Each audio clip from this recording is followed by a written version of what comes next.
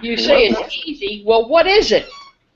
well, because it's easy, we shouldn't be so serious at posting the question. Spirituality is everything, Timon. What do you mean by that? All the experiences in life are spiritual. The problem is most people don't recognize their actions as spiritual. It it comes from understanding who we really are. That's the important thing. So, who are you? Well, I'm just wondering if I'm in the kitchen cooking and I burn my hand, is that spiritual? Yeah, that's a spiritual burn right in your hand. What do you understand as spirit? Oh, you're going to flip the coin, huh? Yeah, that's the idea. Well, the question really is, what is the definition of spirituality? Spirit and spirituality are two different things in my mind. Okay. What The what spirit what is is who we spirit and are. spirituality in your mind? Well, the spirit is our soul. It is who we are. It is what we are, and it is a spark of life that is in me, it's in you, it's in the rocks and the trees and the sky, it's in everything. It's all one, and that's spirit. Mhm. I look outside right now. I'm looking outside at some trees and some sky, and to me, I'm looking at spirit as much as if I'm meditating and thinking within myself. But Okay. spirituality and what that is trying to describe, I think, something that can't really be described. Uh-huh. Can you describe it? I asked you, what is spirituality? And you Okay. and you jumped around it and tried to answer and couldn't answer, and then you threw the question back at me, and that's not fair. No, I threw the question because that's the best starting point. For what I understand about spirituality is whatever the spirits do. It's the spiritual experience, so it's whatever the spirits do. So Eh, go ahead. yes, you were saying that spirits is the existence of everything and basically the oneness, the expression of the oneness through everything. Correct. So, if people is meditating to get the experience of the oneness, they are trying to get their spiritual experience through the abstraction of themselves. But that doesn't mean that themselves are not having a spiritual experience.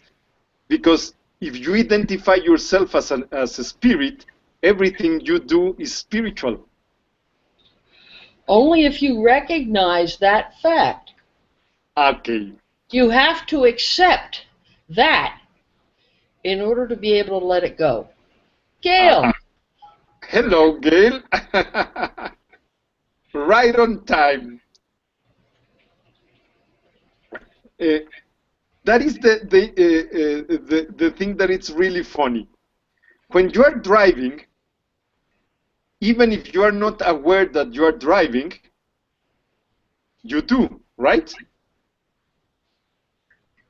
You yes, have the experience of driving even if you are thinking about what you are going to do for your son's birthday. right.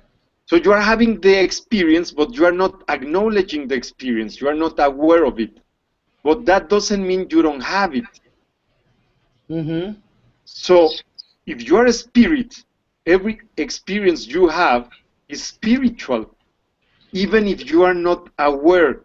And that's the funny thing. Awareness is not difficult. The problem is people have a different concept of spirituality that makes them be unaware. Mm-hmm. all your experiences are spiritual. If you are aware of your identity as a spirit, or beyond your identity, if you are aware of yourself as a spirit, then you're aware that everything is spiritual. You have to admit that, and that's very difficult for people to accept. Okay, that's very difficult because we have a lot of difficult concepts, but let's make it easy. What is a spirit? What is you? That is the important thing. Let's put it simple. Basically, most people think about themselves through a description of themselves. They refer themselves as what they think they are. So if I ask someone in the street, who are you? That person is going to say, I'm someone's mom, I'm a lawyer, I am the keeper of the, I am the gatekeeper here. He will describe himself. If I try to be more abundant in the question, they will start describing how they feel, who they think they are, all the ideas that they have planted of themselves. Like, I am a wife, I'm a mother, I'm a grandmother, I'm a woman, I'm a teacher, I'm I'm a good person. I'm shy. person, and then you say, I am lazy, I am sleepy, I hurt a lot, I whatever. Yes, all the different descriptions. But and none of them are me. Exactly. You are not who you think you are. You are much more than you think you are. Basically, what you are is expressing many things at the same time. You can recognize your body as part of yourself, as your expression, your material expression. You can recognize your emotions. You can recognize your thoughts. But you are the force that keep those things together and working. You are the force that is creating an experience through your mind, through your emotions, and through your body. You are life in action, life living itself. We are a force of nature. We are a spirit. We can call it many names. But basically, it's a force that is projecting itself through you. That force is having an experience through you. So if you call it the spirit, it's a spirit having an experience, a material experience through you. Let's talk about what we can call materialistic spiritualism. Well, why don't we see if Gail wants to bring some ideas in here? Yes, I see that Gail doesn't have the mic active. Uh-oh, there she goes. Well, I see a mic on. Do you have your speakers on?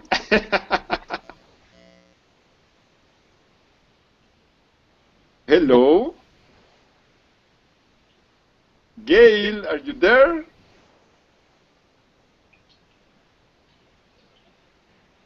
I see a wall. I see she's connected, but that's all I. Oh, whose hand was that? That's her. That's her. Yeah, that's her hand. That's her hand. So, I see Marlene also connected, but oh, that's Marlene, maybe. Is that Marlette? on a. There's Gail. No sound. Can she hear us? Silent spiritual practice, so she will not talk through the emission. Yes. Because her mic is not working. She's working with us in spirit. Well, that's another kind of experience, the mute experience. Absolutely. Absolutely. Yeah. So we were talking about that spiritual force that you are, that life projecting itself through us. Mhm. That life is having an experience. So all the experiences you are having through your body are spiritual experiences. Mhm. That's what you can call a materialistic spirituality. For a lot of people, materialism is how they relate. It's opposed to spiritualism. But the idea people have about materialism is completely crazy. Most people think about materialism as the idea people have about stuff. So a guy who buys a Mercedes or a BMW is materialistic. The thing is, he's not being materialistic because he's not related to matter. He's related to a concept he has about what does that car means to him, to himself. So it's Mhm. about meaning, about thought. It's not materialistic, it's idealistic. When you are going to buy something because you want to have the experience of the thing you are going to buy, then you are being materialistic and then you are being spiritual. The experience is really easy. Do you remember the first time you drove? Sort of. Okay, look back, scratch your head. A long time ago, Victor. A long time ago.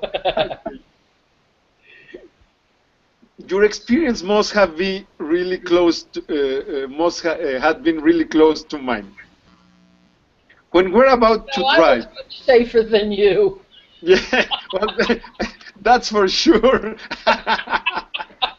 Because I stole my mom's car at 5 o'clock in the morning.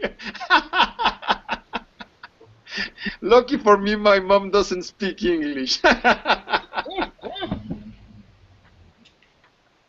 Kids, don't do as we say, okay?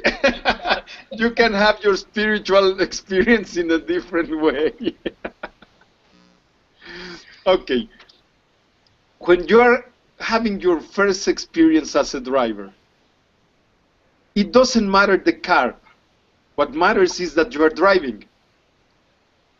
You can steal your mom's car, or you can drive the gardener's car, or you can borrow someone's car.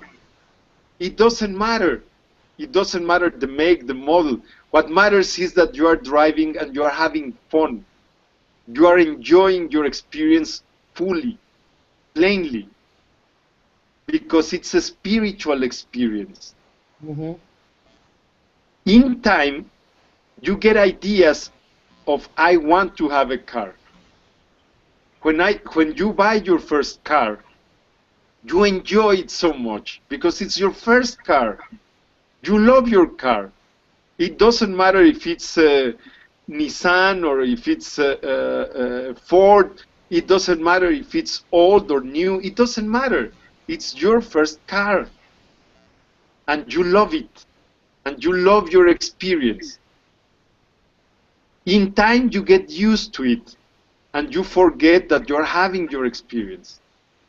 In time, you start complaining about your car because you are starting to project your ideas, your prejudices about your car. Eventually, you get the idea that you want a new car and you are repeating the process but in a faster way. You will enjoy your new car and eventually you will get to activate your prejudices faster. So your prejudices will steal the experience from you, will steal the joy, will steal the moment.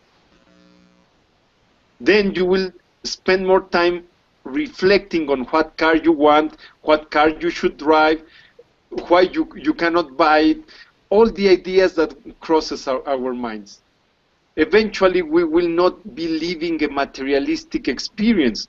We will be living an idealistic experience. We will be living trapped in our minds. It's not that we're not having a spiritual experience, because you can enjoy the experience anytime. It's because we are distracted. We are immersed in our thought process instead of being enjoying the experience. So you're saying, oh, go ahead. No, go ahead. If you get to the point where you're just driving the car, I don't know whether that's a good way to do. Okay, if you're driving the car and you're not really experiencing it as a joy or as a fun thing to do, or you're just in the timing, I've got to get to such and such and avoid the traffic, and you're in the mechanics of actually driving, rather than just recognizing that this is just something that's happening. Does that make it not a spiritual, if you're not aware that it's a spiritual experience? Okay. Or are we getting into somatics? Exactly. What you say is exactly right. Basically, you are having a spiritual experience all the time, but you are not aware of your experience all the time. And that happens with a lot of your experiences. When you are having your breakfast, and you are cooking your breakfast and enjoying your breakfast, well, you are having a spiritual experience in your breakfast. When you are having your breakfast because you have to have a breakfast, and you don't even feel or taste or remember what you are having, then at the same time that you are having the experience, you are not aware that you are having it. Spiritual awareness is easy. It's just focusing or paying attention to your present. And when you do that, it's very enjoyable. But if you're not paying attention, if you're distracted, then you are not living. That's the funny thing. In our ancient traditions, some of the indigenous groups of far away in time used to refer to people who act like that as sleepwalkers. In the past chat that we were doing in French, I was telling them a story about my cousin. I have a cousin who is a sleepwalker. And one day... In that definition of a sleepwalker, or in the medical definition that we know today? Well, he is in the medical definition that we know today. Okay. He awakes in the middle of the night, he does things, and he doesn't remember. I don't know if he is still a sleepwalker, but when I was a kid, he used to be. So, at that point, he used to awake in the middle of the night. One day he awoke, he went to the corner of his bedroom, and he peed on the corner of the bedroom. Then he went back to sleep. In the next morning, when I told him, you just peed in the corner of your bedroom, he says, no, I didn't do it. Because he was not aware. He was sleepwalking. In his dream, he was in a toilet. In his dream. In this dream, in this reality, he was not in the toilet. He was in the corner of his bedroom. So you are driving your car, and you are in your car in the middle of the highway with some music playing on the radio, with some nice hot breeze flying around the car. If you lower the window, you can feel it. If you don't lower it, you have a very nice air conditioning. But at the same time, your attention is not there. Your attention is trapped somewhere else. So you are not being aware of your spiritual experience because you are being aware of something else. The funny thing is this: time is made of your spiritual experience. Basically, time is the transit of your consciousness, is the experience that you are conscious about, that you are aware. Whenever you are not having a spiritual awareness, wherever you are not having, you are not conscious of your experiences, you are losing time. You are not alive.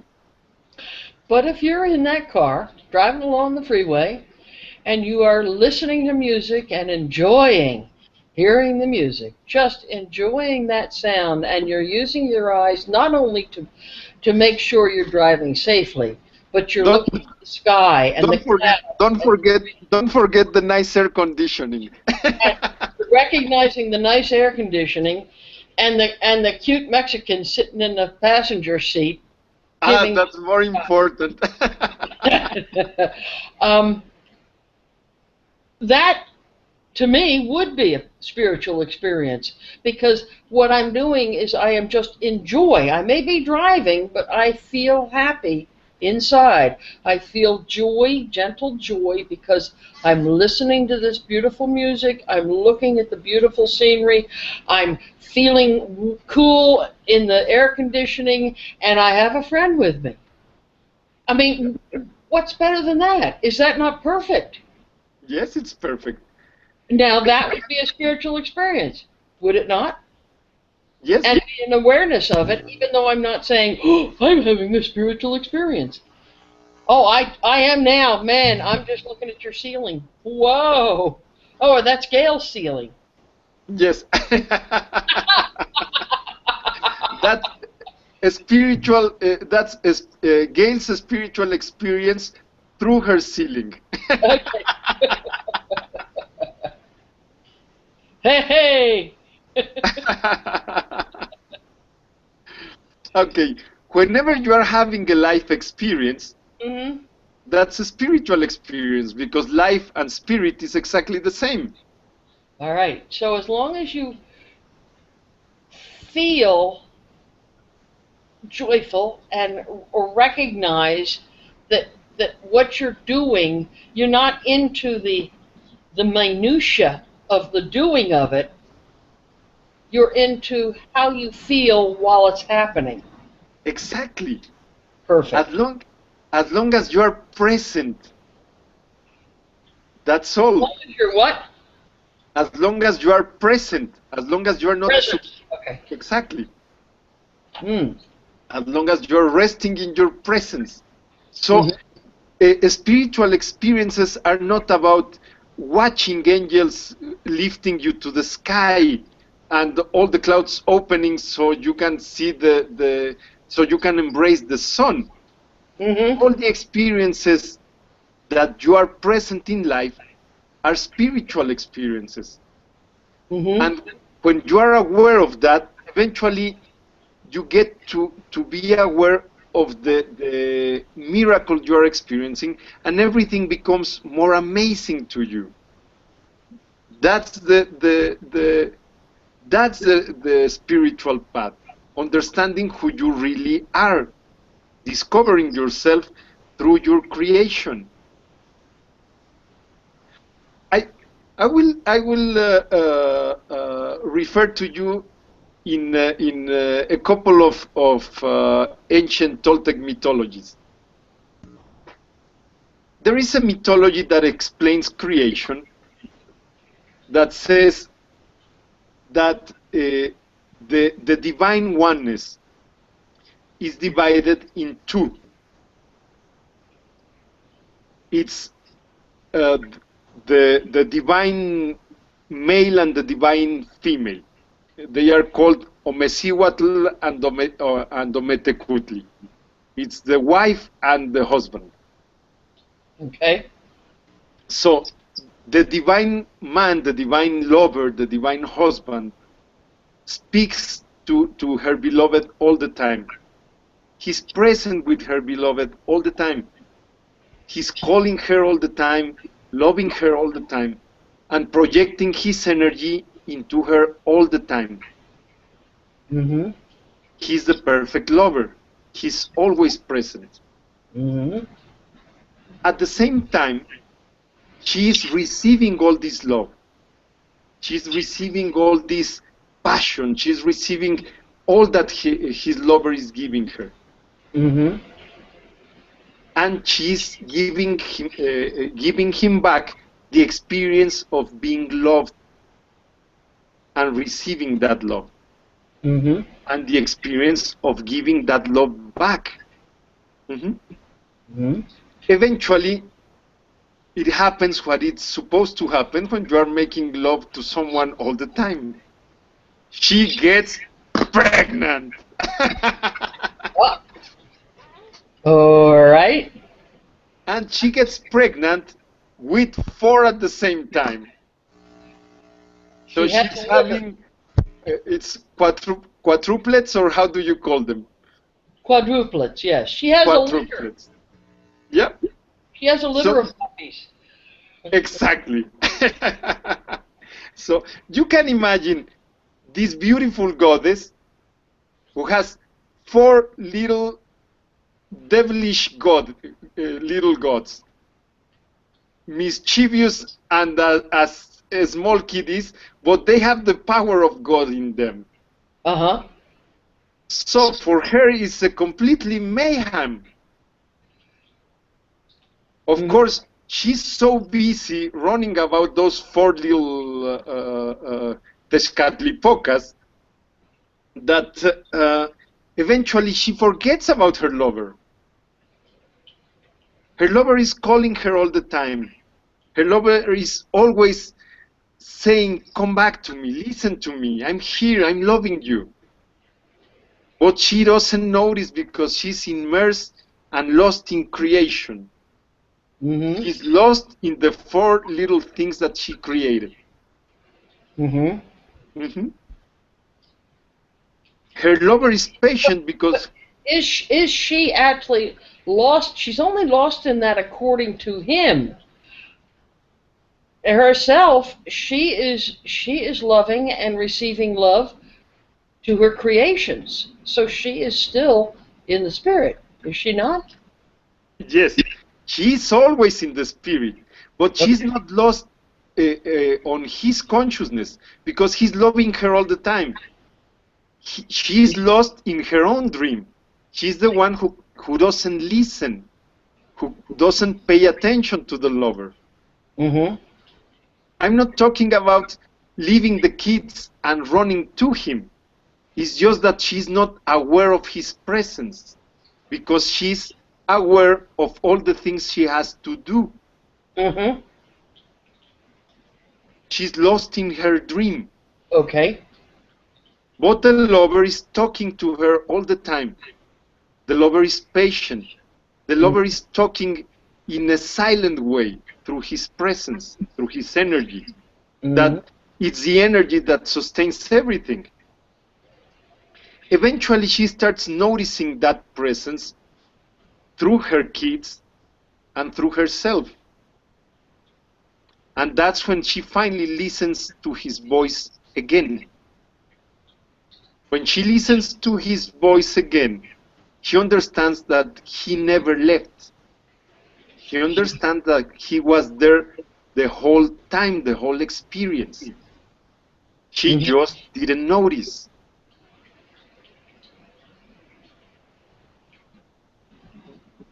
The God, the male God, is the creator. And the female God is the creation in you. Inside of you, The Creator is talking all the time, saying, I'm here, I'm present, listen to me. Just understand that I'm here, sharing the experience with you. But whenever you are lost in your creation, because you have to do this, you have to do that, you have to run here, you have to run there, you forget about the Creator in you. You forget that those experiences are your choice, that the dream is your creation, your choice, your will. So to get back to that experience is extremely easy. Whenever you have a commitment, because that's what we like to call them, I have to go there. I don't even like those people, but I have to go there because it's my job, because I am a gentle person and I cannot say no, whatever. Whenever you recognize that it's your creation, you recognize I choose to. It's my decision. Mm-hmm. So at least I can enjoy it because I choose to. Mm-hmm. So it's easy. When you are trapped in traffic, well, you live in Phoenix. In Phoenix, the traffic may not be so bad. Imagine you live in LA. Or Mexico City. Well, even Mexico City may be better than LA. But Mexico City is a good example as well. Yes. You are trapped in traffic. And what happens? You go back to a compulsive thought. What the hell am I doing here? All these idiots that doesn't move. Oh, it's hell here. And you're repeating it again and again and again and again in a completely unconscious way. And you're creating an experience, a miserable experience. Mm-hmm. And it's a spiritual experience too. You are giving the spirit experience. What is the universe and how the universe creates itself? That is the second mythology I was going to tell you about. Okay. There is a God that is the first God, or the first divine expression. It's called Huehueteotl. He's the ancient god of fire. Okay. He's the fire where everything was born. He is the Big Bang. So in the beginning, there was this power, this force. It was immense, but at the same time it was not projected. So he didn't know himself. He didn't know who he was. He was just resting there, contained. At some point he became aware of himself. He became aware of a power in himself. And through self-consciousness, boom, everything started expanding. And the universe was born. Since that day, the universe is creating experiences of himself. He's creating small universes, small Big Bangs. Let's talk about the Big Bang that you are. One day, a long time ago, well, not so long, some 60-something years ago, your mom and your dad were doing the same as the story we were talking about. And eventually, boom, there was a Big Bang inside your mom. In the water universe inside her womb, you were born. You were conceived. From that day on, your cells started multiplying and creating the being you are. And you were becoming aware of yourself through that creation. In the beginning, in the very close to the beginning, Some cells divided and choose to be your heart. Since that day, they started pumping, even if there were nothing to pump.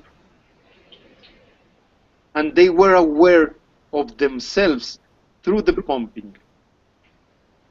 Inside the water world of your mom, inside that universe, you were feeling through her feelings. You were experiencing through her experiences. When she felt calm, when she felt nice, you felt it. And at the same time, you were trying to be aware of your hands, of yourself, touching, feeling, immersed in a water world. One day, you die in that world. One day, you died in a water world and were born in an air world, in an air dream. This one, this planet. You came outside of your mom's womb and you came inside of the air womb. And now you are having this experience through the creation of yourself.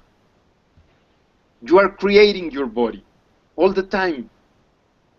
Whenever you eat something, that's a sacred action. That's a sacred transmutation. What happens when you are eating a pack of chips? Those chips used to be the holy experience of a potato. Then they come to you and they transmute into the holy experience of yourself. It's the most wonderful action. They die to one form and becomes another form. They become part of the universe of yourself. It's sacred. It's a spiritual experience. Whenever you enjoy your chips, unless you are starting to think, oh, this is bad for my cholesterol, then you forget about the experience. So all your actions are spiritual. This body is a masterpiece in transformation. Imagine that you are living in the Renaissance. Imagine that you enter Michelangelo's studio and he has this huge block of marble. It's marble in English? Yes. Yes? Okay. This huge block of marble and he's starting to shape it. And then you get there and say, what the hell are you doing with that big block of marble? It doesn't have any form. It's a mess. You're supposed to be a master artist. What's that? He will turn to you and say, it's a masterpiece in work. It's not finished yet. I have to keep working on it. It's transforming. So you cannot judge it because it's at work. Have you finished to build this body? Because each time you eat something, you are creating your body. Each time you walk, you are creating your body. Each time you take a breath, you are creating this masterpiece, this beautiful masterpiece. There's no body like this body. The wonderful thing about the universe and its creation is that everything is unique. So you cannot compare to anything. The universe has thousands of millions of years. And it's a young universe. This universe in its youth have created many expressions of himself. But there is only one expression like you. There never have been an expression like you. There will never be another expression like yourself. Not even yourself can be like yourself, because you change all the time. You are a masterpiece in action. You are building a sculpture that it's moving and transforming all the time. You will never be like you are now. It's a masterpiece. Whenever you compare to someone else, you are forgetting about who you are, who you truly are. Now let's talk about that universe.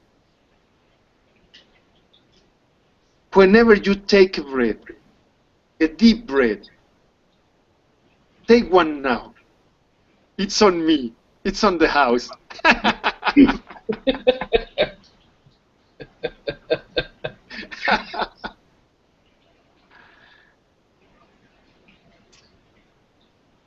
How do you feel when that life gets into you? With that warm feeling all over your chest, all over your body. How do you feel? Feel good. Yeah, it's pure pleasure. It's the pleasure of life in yourself. How many breaths do you take every day? Enough. Yeah. You have a lot of pleasure in your life. No more, no less. I take just enough. Exactly. And whenever you are conscious of the pleasure in your breath, you are having a spiritual experience. You are enjoying yourself. You are letting the God in yourself enjoy. Let's talk about God in yourself. This body is created through millions of cells. And beyond those millions of cells that constitute the planet of you, there are millions and millions of inhabitants in yourself. Bacteria, fungus, many life forms that are part of yourself. Even more than your own cells. You are a planet completely populated. Each one of them is conscious of themselves. They have self-consciousness. And they have needs. Sometimes they get hungry. And what they do? They pray. They get together and they say, "Oh, Holy Spirit, oh, God, please feed us."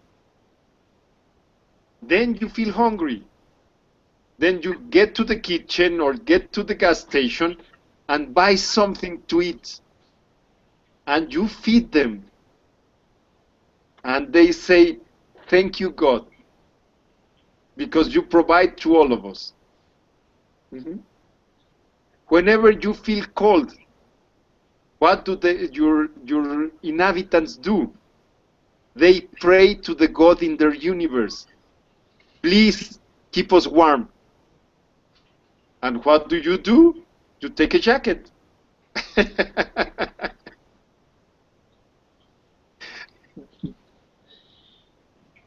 So you are God. To all these cells, you are God. They keep praying to you. Whenever you get angry, you produce this emotional storm, hurricanes, the collapse of galaxies in this universe. Whenever you are joyful, you produce huge light eruptions that creates emotions in all these life forms. Because you are aware that you are God. And for that monkey, you are God too. He says, "Help me say hi to everyone." Hi. See? You are God to all your cells, and you are God to your toy monkey.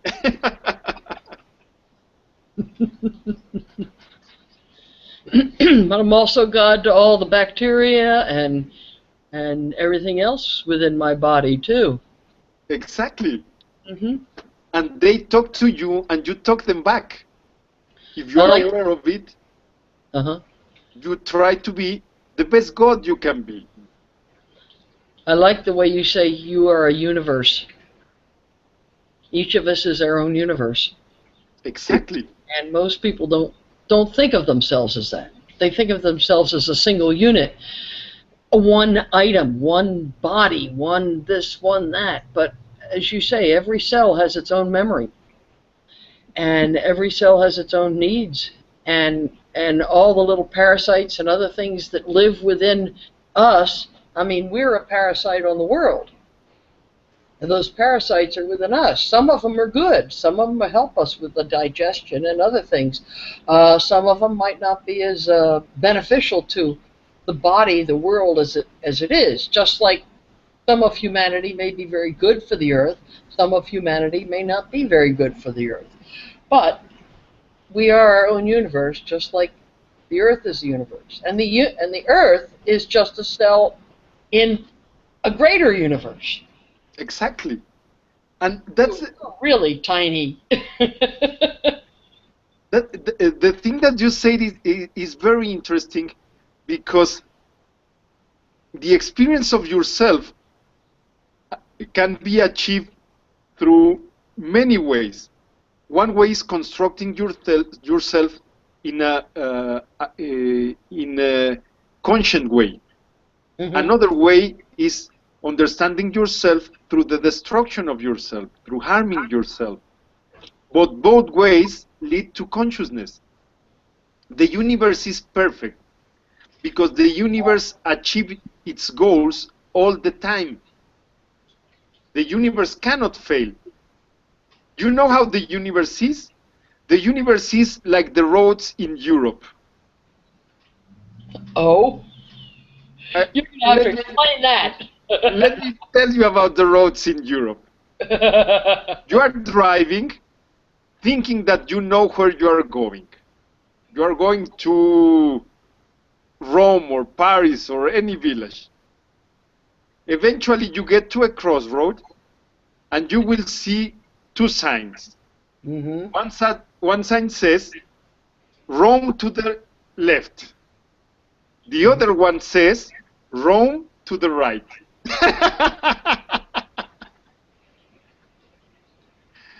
That's the universe. Awareness goes through your construction, through your destruction, or through all the combinations you make of it. The way the hell is depicted by us and the way the heaven is depicted by us is very funny, because it looks like a pyramid or like a V. Basically, in the ancient traditions, they explain that hell is not a place of punishment like the Christian hell.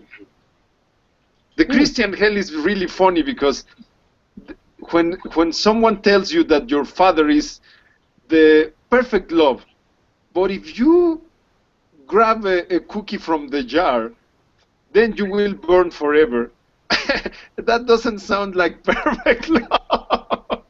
No, no. If God is all loving, how could He even create a hell, Exactly. as described by Christianity? But Yeah. go So ahead. let's talk about a different hell. Okay. Hell in the ancient traditions is described as a place to work on your consciousness. It's a place where you are not conscious of yourself, so you will work through the night until you see yourself again in light. So hell is not a place to stay. Hell is a place to cross over, to get an experience, and in time remember who you are. Hmm. So when you're destroying yourself, you are becoming aware, but through a nightmare instead of a nice dream. What happens when you are having a nightmare at night? When you are having a comfortable dream, maybe it's not so pleasant, but at least it's comfortable, at least it's not so bad, so you don't need to awaken. But when you are having a nightmare, you need to awake. It's a need. You have to go outside of that dream immediately. So if you're living a bad experience in your life, that pushes you through until you understand who you are, until you understand you are the creator, and you understand I'm creating this experience and I have to know how. I don't have to know how, do I? Yes, we do. Why do we need to know how? Why don't we just accept that what we are doing is creation, not the how and the why and the mechanics of it? Ah, that's the beauty of it. Because then, if you go into the mechanics of it, what you're doing really is you're getting back into the dream and you're not in creation. Ah. You're not in the spiritual sense. Okay. You are talking about the mental idea of I'm knowing how. And I'm talking about the know-how through experience. Imagine that you are a musician. So you are sitting on your couch and you are having all these notes and ideas flowing through your head. And you imagine how they may sound. But you don't know how they sound until you play them, until you sing them, until you write them and make them create a sound in your flute or in your guitar or in whatever you're using. That's when you know how. When you're having a theory about how the sound will be, you are not knowing how. But when you hear them, even if you are hearing them in your head, or even if you are hearing them tapping in the table, then you know how. So you know how in your life through the experience of creating yourself. You don't know how when you create theories. Okay, the creator is working through me. How does the creator does that? Maybe like this, maybe like that. No, it's like it's in your life experience. So that know-how is being created in all your experiences when you are aware of your experience. When you are not aware, you are not having an experience. Well, you are having an experience, but you can't remember it. Exactly. It's a moment. It's a moment. It's a series of nows, but you're asleep during. Yeah, I didn't express myself right.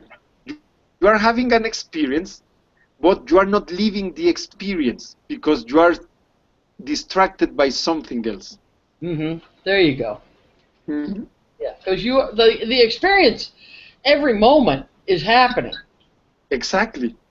It's whether you are aware of that moment and what it constitutes within you, or whether you're just going from moment to moment to moment, stuck in the materialism of all that is around you at the moment, into the stories of what you need to do, how you need to do it, what has to happen next, or what happened before that you're so sad about. Exactly. Well, that's the funny part, because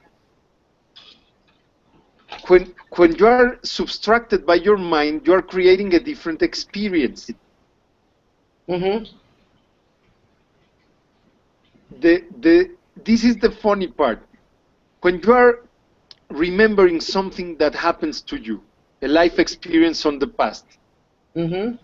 You are making it present right now. You are creating new feelings. You are creating new emotions. You are creating a new moment in your body. Mm-hmm. Same as Now, yes. yep, Mm-hmm. the transit of time through you, it's constituted by memorable moments because you are aware of those moments. When you are not aware is when you are subtracted by the idea of who you are or the idea of what you should be doing or the idea of how things should be. That's when you are not producing anything in your body, or you are producing stress in your body, you are producing destruction in your body until you understand that you can get away from that nightmare. You are working through your, uh, uh, you can say unconsciousness, but it's not the right word.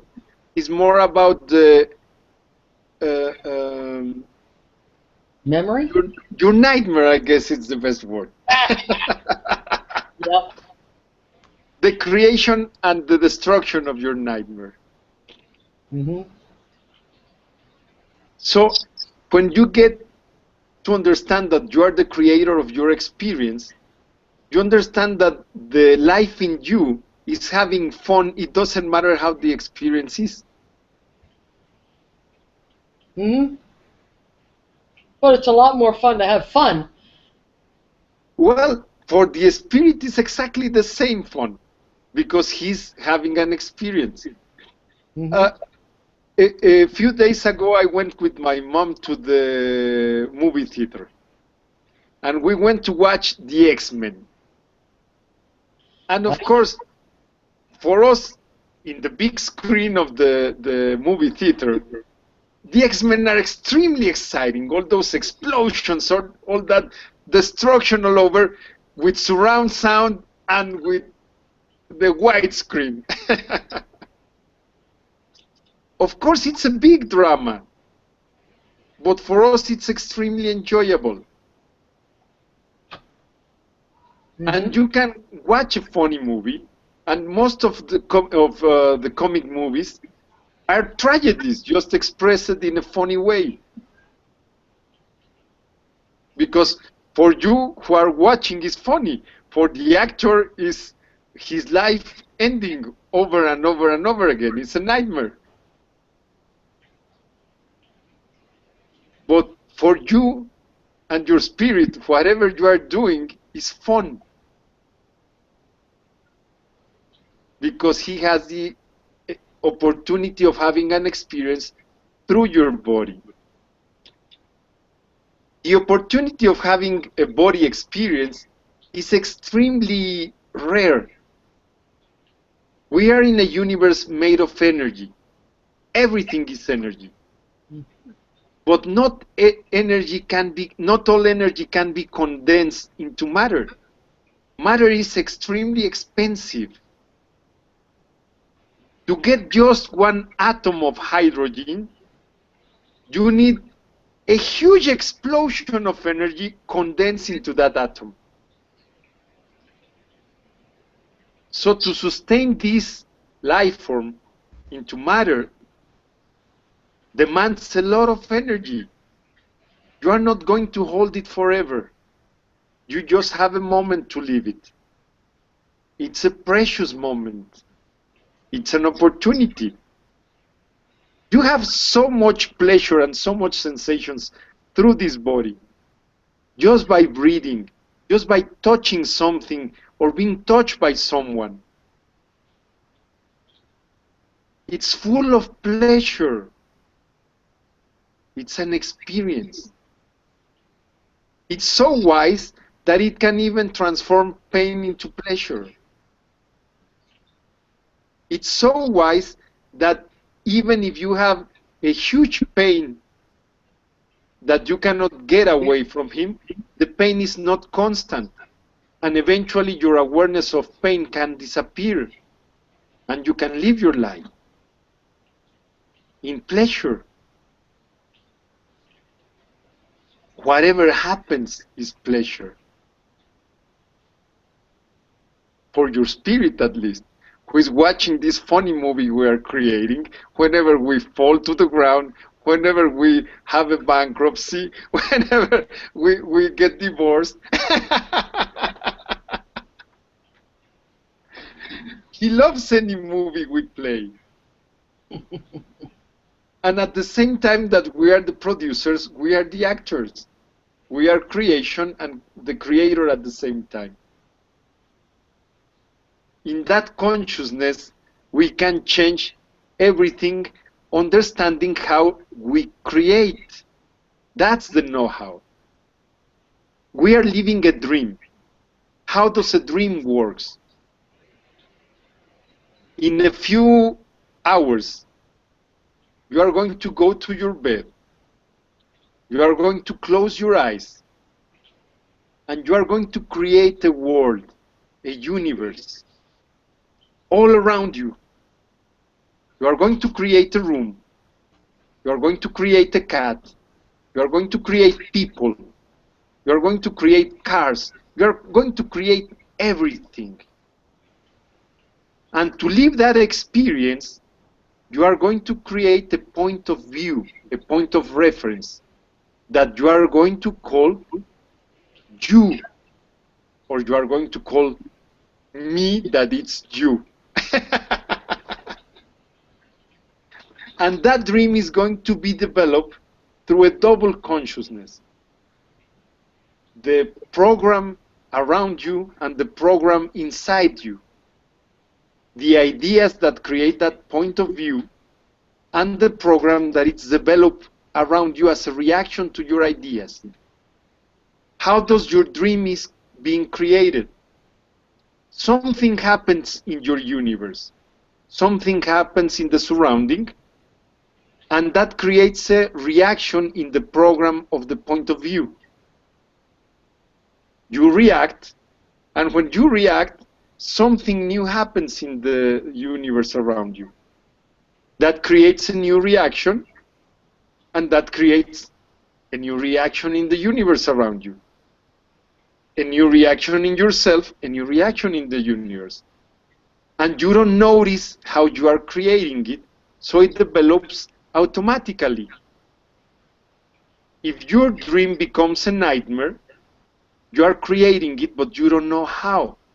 You are just playing it along. Eventually, let's imagine that you become aware in your dream. You are having a nightmare and you say, okay, wait, I think I am dreaming. At the moment you think you are dreaming, your nightmare stops. Now, that's the first step of your awareness. What is the second step of your awareness? Okay, if I'm dreaming, how am I creating this world? When you understand how creation is being done, you understand that it's being created through your point of view. You change the point of view, the universe around you reacts in a different way. I go to the grocery store and I don't like the girl who is at the register. How do you call her? The cashier? Something like that, or checkout person. Okay, the checkout person. That sounds even worse. That checkout person that I don't like. So you come to her, and even if you try to put a nice face and a nice smile, because you are a very gentle person, you are feeling that you don't like her. And of course, she perceives your fake smile, and at the same time, she perceives that you don't like her. That creates a reaction in that universe that interacts with your universe, creating reactions. Mm-hmm. That's how you are creating the universe, through changing yourself, through changing your point of view. When you understand that, you change yourself. You say, okay, I don't need to dislike her. I don't need to use the same ideas on the same person. I may like her. If you are starting to like her, you are changing your emotions, and eventually that will create a different reaction in her, or that will create the possibility of a different reaction. In that way, you can create many different ways of projecting yourself, and the universe will create many responses of yourself to yourself. Because the dream is made from the inside to the outside, from the point of reference to the reaction in the universe to that point of reference. If you are aware of that during the night, you will transform your nightmare into whatever you want, through your attention and through your will. You will have a desire, and you will project your attention, and you will create changes until you see what you want to live. That's creation in action. That's the know-how. So this body is created by me. I eat a pack of chips every day. I eat 10,000 donuts in a year. Well, I'm creating this body. If it has some problems, I create those problems. Now, because it's a creation in progress, well, I change, the creation changes slowly, in time. This is that is the wonderful part of this dream, the daydream. It's in slow motion. This dream is in slow motion.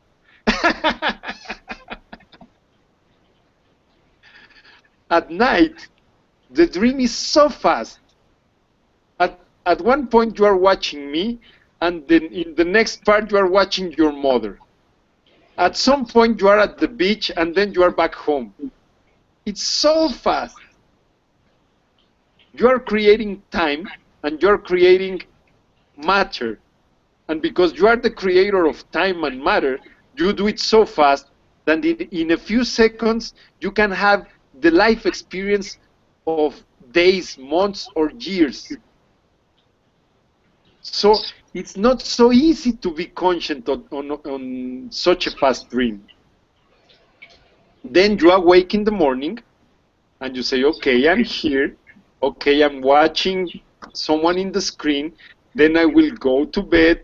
Then I will think about my mom. I will plan to do a trip to the beach next month. I will take a plane. First, I will have to buy the ticket. Yes, it's in slow motion. So you can be aware in an easy way.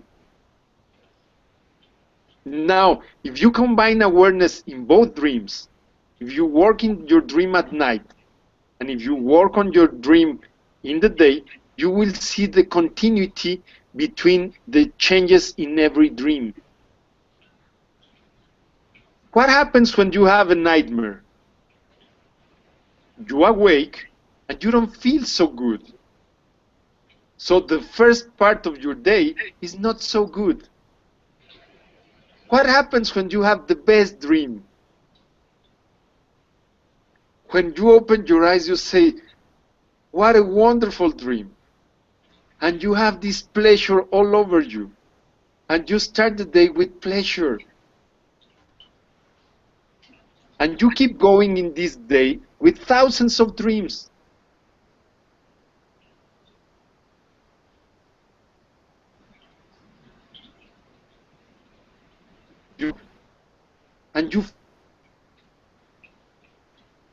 You're breaking up now. Feel love. Checkout person. And you see that woman with love in your face. Because you are thinking about your daughter.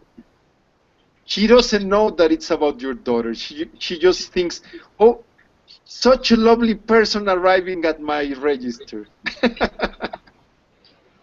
You are creating dream after dream after dream. You are creating yourself in sequences of dreams. When you are conscious of it, then you create the best dreams on your life experience because you are the creator. It doesn't matter the circumstance. You are always the creator. What is the circumstance in this slow motion dream? The circumstance is a consequence of one creation of yourself. I created this angry person. And because I have been angry for such a long time, well, the people who is around me tend to project anger or to complain or to do things that attach to my dream, that create a correspondence. So the circumstances I'm living are my creation in slow motion. If I don't like them, I will have to change them in slow motion.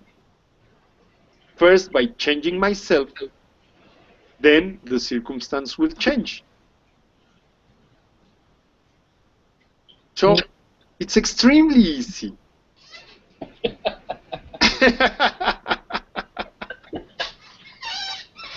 And that's easy for you to say. And it's easy for me to say. And it's easy for me to create as well because I'm having such a wonderful time.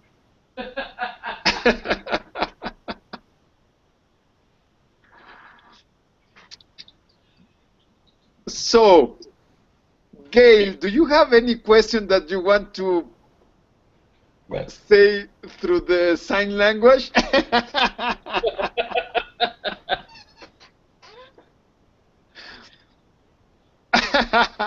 Well, that sounds more like an answer than as a question.